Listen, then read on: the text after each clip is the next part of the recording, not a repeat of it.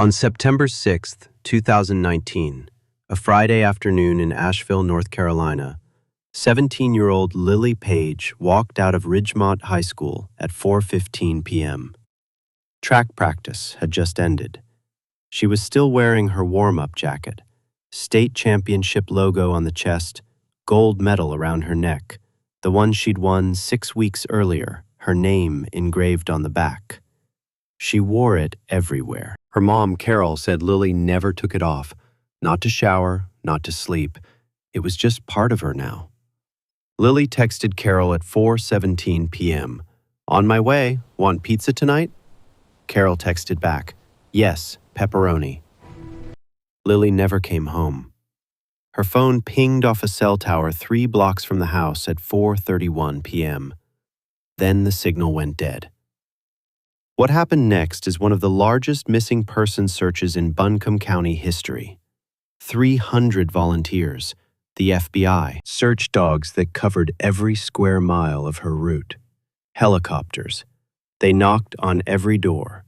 They searched every house, including a brown duplex at 219 Clover Street, owned and occupied by a quiet, helpful man named Warren Hodges. Warren let them in, offered coffee, answered every question. They searched his kitchen, his living room, his 2 bedrooms, his bathroom. They thanked him. They left. Lily Paige was 8 feet below them the entire time.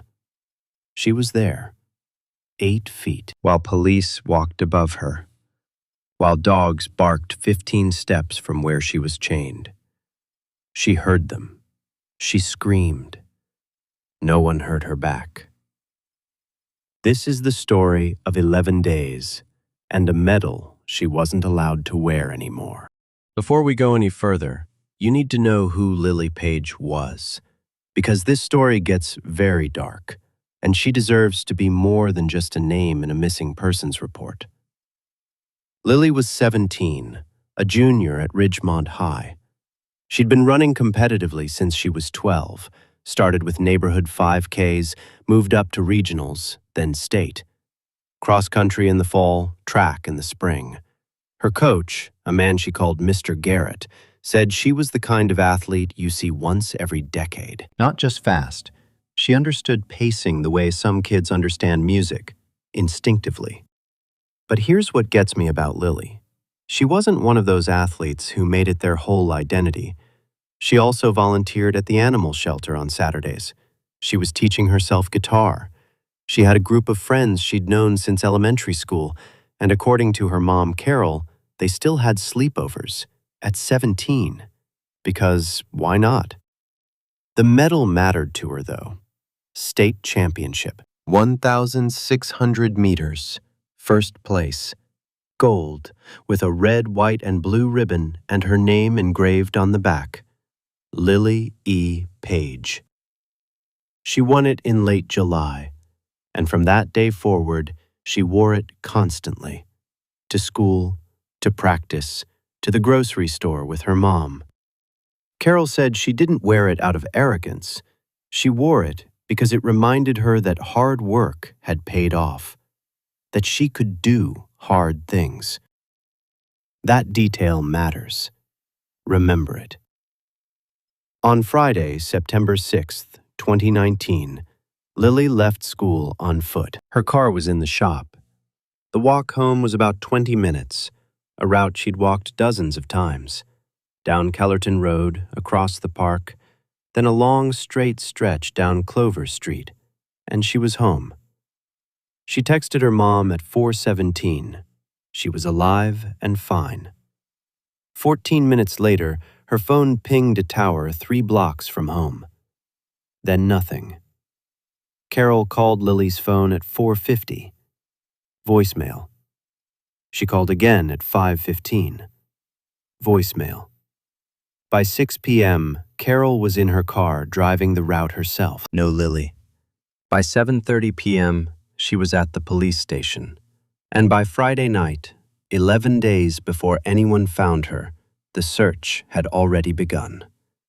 The Asheville Police Department launched a full missing persons investigation within 12 hours. That's fast.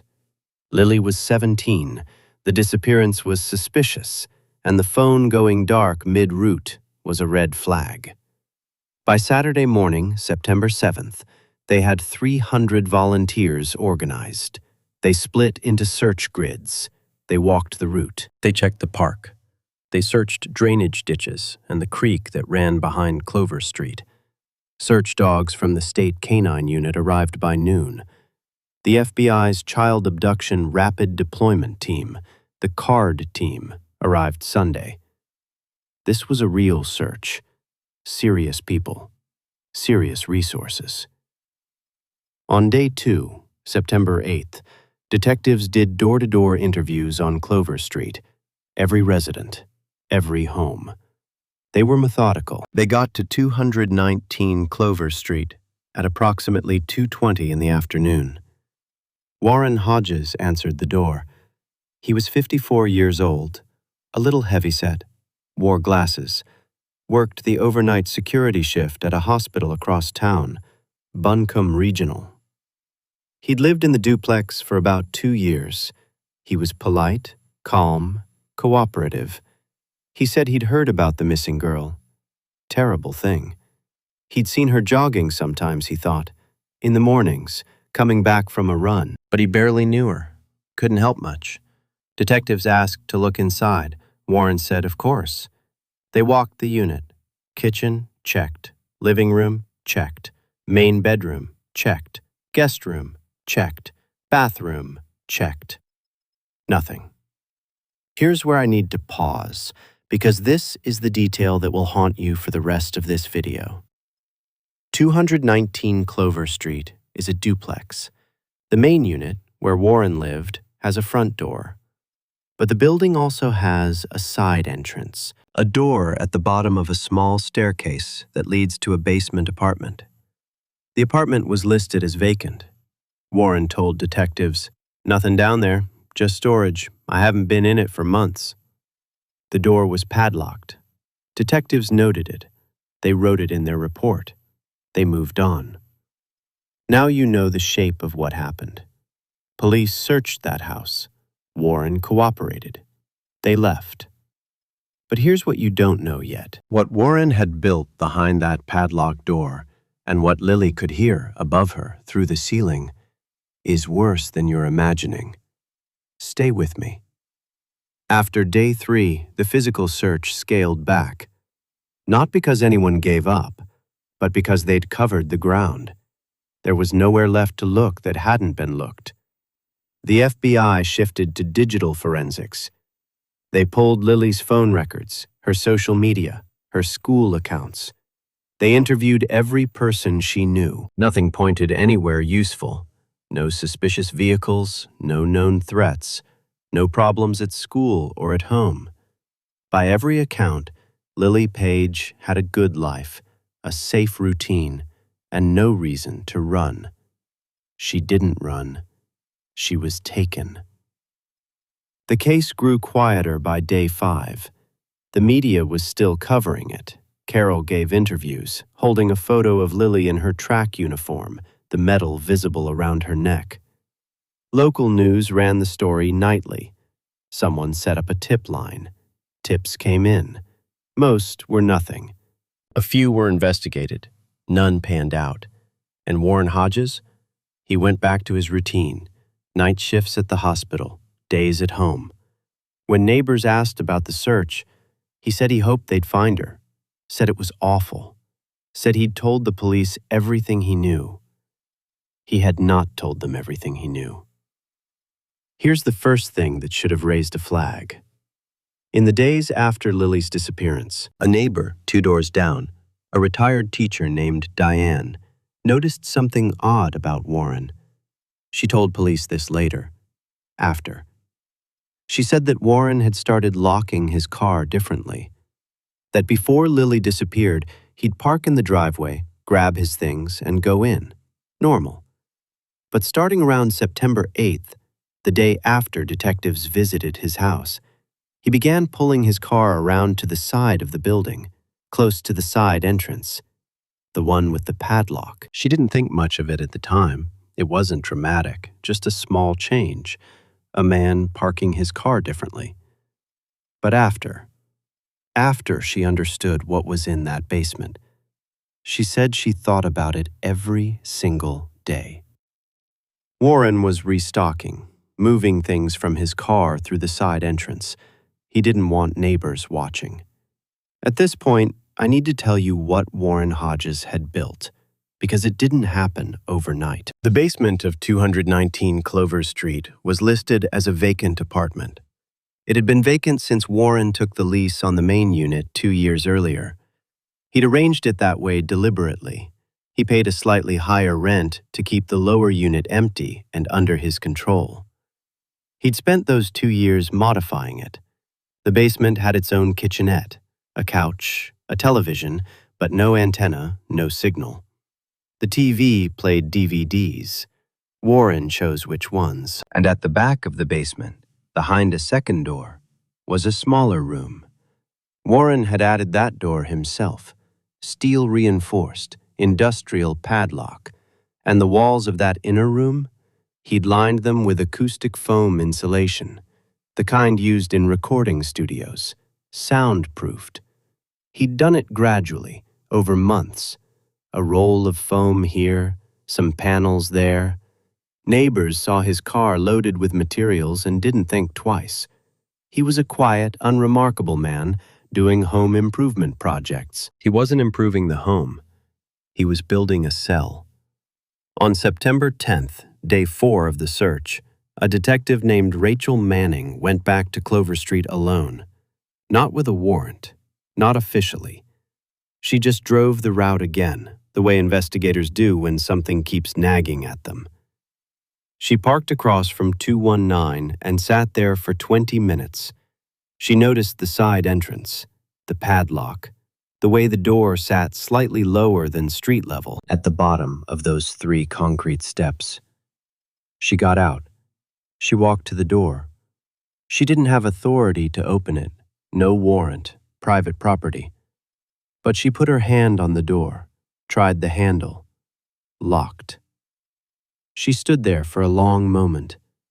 Then she knocked on the main unit door. Warren answered. She asked if she could see the basement. Warren said, of course. He'd been cooperative before. He'd be cooperative now. He got the key to the outer padlock, the one on the side entrance. He walked her down the 3 concrete steps. He opened the outer door. She stepped into the main basement room. Couch, TV, small kitchen, boxes stacked against one wall, dust. Detective Manning looked at the second door at the back, the steel one. She asked, "What's through there?" Warren said, "Mechanical room, boiler. I'll get the key if you want." Manning looked at it for a moment. Then she said it was fine. She'd seen enough. She left. Lily was on the other side of that door. She was 12 feet from a detective. 12 feet. And she could not make a sound because she had learned, by that point, what happened when she did. I want to be careful how I tell you what Manning said about this moment, years later. She said, "There was nothing I could legally do. The outer room showed nothing. I had no warrant for the inner door. If I'd forced it without cause, anything found inside would have been inadmissible. I'd have helped get him released." She also said, "I think about that door every day." I want to pause the investigation for a moment, because Lily's experience during these 11 days is the center of this story, and it deserves to be told as clearly as possible. When Lily was taken, on that Friday afternoon on Clover Street, it happened fast. Warren Hodges had watched her route. He'd studied it for weeks. He knew her schedule. He knew when she walked home from practice. He knew she walked alone. He offered her a ride. And he was a known face from the neighborhood. She'd seen him before. She got in. That was the last decision she got to make for 11 days. The inner room had a cot, a bucket, a small light on a timer, 4 hours on, 8 hours off. A chain that attached to the radiator and gave her about 6 feet of movement. Warren brought food twice a day. He didn't talk much. When he did talk, it was to establish rules. He was calm about it. That calm, more than anything else, is what Lily said terrified her the most. He'd done this before. You could feel it in how prepared he was. On day 2, September 8th, Lily heard dogs. She heard voices outside. She heard footsteps directly above her head in Warren's main unit. She screamed. She screamed until her voice broke. Nothing came through the acoustic foam. On day 3, the dogs came again, closer this time. She could hear them barking. She pressed herself to the floor, put her ear against the concrete, and screamed into the ground. Nothing. Here's the lie. When Warren told police he hadn't been in the basement for months, he was lying, obviously. But the lie goes deeper than just, she's down there. In his initial interview, Warren told detectives he barely used the basement at all, hadn't been down there in at least 4 or 5 months, just storage from when he moved in. But Diane, the retired teacher next door, told investigators she'd seen Warren going in and out of that side door regularly. Not just after Lily disappeared. Before. For months. Carrying things, coming and going at odd hours. Detectives went back and pulled footage from a security camera at a house 3 doors down. The camera wasn't aimed at 219 directly, but the edge of the frame caught the side entrance. Warren Hodges used that side entrance at least 3 times a week. He'd been lying from the very first interview. Detectives requested a warrant to search the basement. The request was submitted on September 14th, day 8 of Lily's disappearance. It was being processed when everything changed. Before I tell you how Lily was found, I need you to understand what Warren Hodges actually was. Not just in Asheville, before Asheville. Because this was not his first time. And the system, the way it was set up, made it easier for him than it should have been. Warren Hodges worked overnight security at Buncombe Regional Medical Center. He'd worked there for 17 months. Before that, he'd worked security at a different hospital in Dayton, Ohio, St. Anthony's Medical Center, for about 3 years. He left Dayton in early 2017, moved to Asheville. In Dayton, there had been a missing persons case, a 19-year-old named Ella Vance. She disappeared in November 2016. She was never found. The cases were never connected. There was no database that flagged Warren moving from one city to the next. No red flag when he applied for his security license in North Carolina. Background check came back clean. He had no criminal record. He understood this about himself. He'd thought about it. He specifically chose jobs that gave him legitimate access to neighborhoods and buildings. He chose properties with features he could modify. He studied initial search protocols. He knew they were brief. He knew that once a house was checked and cleared, it was effectively off the map.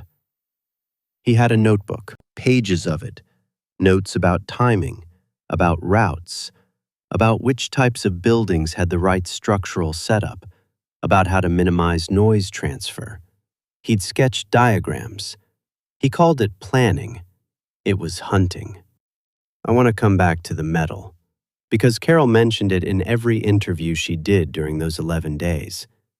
It was one of the things they'd listed on the missing persons flyer. Gold medal, red, white, blue ribbon, name engraved on back. She wore it constantly. Detectives flagged it as a possible identifier. If Lily was out there, she'd be wearing it. If she wasn't wearing it, it meant something. On day 1, the same day Warren took Lily, he made her remove it. He told her, "You're not a champion anymore." He took it from her, walked out of the room. She never saw it again during those 11 days. She thought about it, though. She said later that she thought about it constantly, not because she was vain about it, but because he'd taken it deliberately. He wanted her to feel like less of herself. That was part of his method. Strip away identity, remove the things that made her feel like a person. The medal was in his bedroom nightstand the entire time, 5 feet above her head, behind a locked door, next to his reading glasses and a receipt from the hardware store where he'd bought the acoustic foam. September 17th, 2019, 11 days after Lily disappeared, a Tuesday, just after midnight. Warren Hodges was at work, night shift at the hospital. He'd left at 10:45 p.m. In his routine, before leaving for work, he always secured the side entrance, the one leading to the basement. 2 locks, the inner room's industrial padlock and the outer door's padlock. That night, he got the inner lock. He forgot the outer one. Or didn't forget. Thought he got it. The latch caught. The lock didn't seat properly. He left. Nathan Avery was 23 years old, a graduate student at UNC Asheville. He lived 4 blocks away.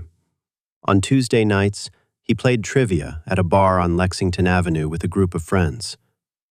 At 11:47 p.m., he was walking home, down Clover Street. He heard something. He described it later as a rhythmic sound, metal on metal, thin and patient, coming from the side of a duplex. He stopped, listened. He thought, pipes, maybe. Old building, nighttime temperature drop, pipes expanding. He kept walking.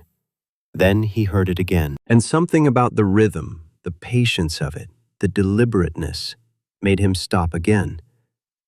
He stood on the sidewalk for 2 full minutes, listening. That sound wasn't pipes. Nathan called 911 at 11:52 p.m. He described what he was hearing. The dispatcher sent a patrol unit. Officers arrived at 11:59 p.m. They tried the side entrance. It opened. The officers stepped into the basement. They saw what Warren had built: the couch, the television, the kitchenette. A lived-in space, not storage. And at the back of the room, the steel door, industrial padlock, locked. The banging was coming from behind it. They called it in. They got Detective Manning on the phone.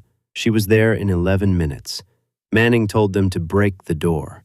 It took 4 attempts with a ram. Lily Paige was on the floor, chained to the radiator by her left ankle. She'd been using a loose fitting she'd found on the radiator on day 3, striking it against the pipe to make noise. Rhythmic. Patient. Every hour for 20 minutes. She'd been doing it for 8 days, hoping someone would hear it from outside. On day 11, someone finally did. Lily was alive. Dehydrated, thin, injured from the restraints, but alive. She looked at Detective Manning and said 3 words, "I heard you." Manning understood immediately. She sat on the floor next to Lily and said, "I know. I'm so sorry." Warren Hodges was arrested at 2:14 a.m. in the hospital parking lot at the end of his shift. He didn't run. He didn't resist. He stood by his car and waited for the officers to approach. He said, as they cuffed him, "I knew the lock hadn't seated right. I should have gone back." That's all he said, calmly. No panic, no pretending he didn't know what this was about. The search of his bedroom took 2 hours. They found the notebook first, a black composition notebook, 63 pages. Notes, diagrams, dates, observations. It read like research. He had documented everything. Locations he'd scouted, structural features he'd assessed, timing patterns of potential victims. He'd crossed off sites that didn't work. He'd circled the ones that did. 219 Clover Street was circled. dated 14 months before Lily disappeared. He had been planning her abduction for over a year before it happened. They also found the medal in the nightstand next to his reading glasses. Lily E. Paige. Gold. Red, white, blue ribbon. Still clean, like he'd been taking care of it. In the interrogation room, Warren Hodges sat across from Detective Manning for 4 hours. He was cooperative in the way a man is when he knows the evidence is overwhelming, and he's decided the most powerful thing left to him is control of the narrative. He answered questions about Lily, about what he'd done. He was clinical. No remorse visible. No agitation. Then Manning asked about Dayton. She asked about Ella Vance. Warren went quiet for the first time since sitting down. Manning described his face changing, not dramatically, not like a confession moment in a movie, more like a door closing behind his eyes. He said, "That's Ohio, not your jurisdiction." Manning pushed. She'd been up all night. Lily was alive, but Ella Vance's family had waited 3 years. Warren said, "I'm not going to help you with that, and you know why." Manning said, "Tell me why." Warren said, "Because if I tell you, it's over for them. And as long as I don't, they keep looking. They keep hoping. That's not nothing." He leaned back. "That's everything," he said, "for a person like me." He never said another word about Ella Vance. At Lily's discharge from Mission Hospital, 2 days after she was found, Carol brought her clothes from home, something comfortable to go home in. In the bag, she'd included one other thing, a copy of the medal. Not the original. The original was evidence. But Carol had contacted the company that manufactured them, State Athletic Association. She'd explained the situation. They'd made a replacement, same design, Lily's name on the back. Carol held it out. Lily took it and put it around her neck. She didn't say anything. She didn't have to. Detective Manning, who was there for the discharge, said she turned away so they wouldn't see her face. She wasn't successful. Warren Hodges was charged with kidnapping, unlawful imprisonment, and multiple counts related to the conditions of Lily's captivity. Additional federal charges followed. He pleaded not guilty. 3 months later, facing a mountain of physical evidence, the notebooks, and Lily's testimony, he changed his plea. He was sentenced to life without the possibility of parole. The sentencing judge, addressing Warren directly, said, "You chose your victims the way predators choose prey, by studying weakness, by exploiting trust, and by relying on the assumption that ordinary, decent people would take you at your word. You were wrong about the last part, not because the system caught you, because a 23-year-old stopped on a sidewalk and listened." Nathan Avery, the graduate student, did not attend the sentencing. He gave one interview early on, then declined all further media requests. He said he didn't want to be called a hero. He said he almost kept walking. He said that every time someone calls him brave, he thinks about the 7 other times a person might have walked down that block and heard that sound and decided it was just pipes. Lily Paige graduated from Ridgemont High the following June. She ran at the state championship again, and she won again. Different race, different year, same medal around her neck. She is studying sports medicine in college. She doesn't talk about what happened in that room. That's her right. Detective Rachel Manning filed a formal review of the initial search protocol. Her recommendation?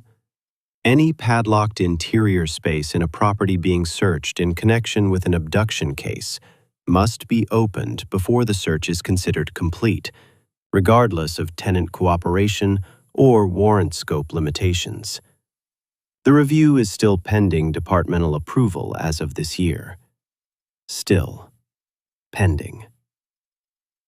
In November 2016, a 19-year-old college student named Ella Vance walked away from a coffee shop in Dayton, Ohio, and was never seen again.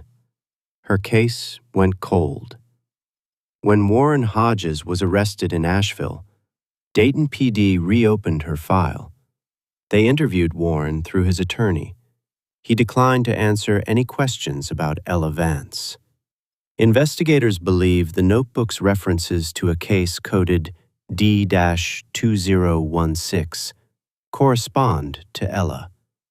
There are diagrams, site notes, a layout sketch that matches a property Warren was connected to in Dayton in 2016.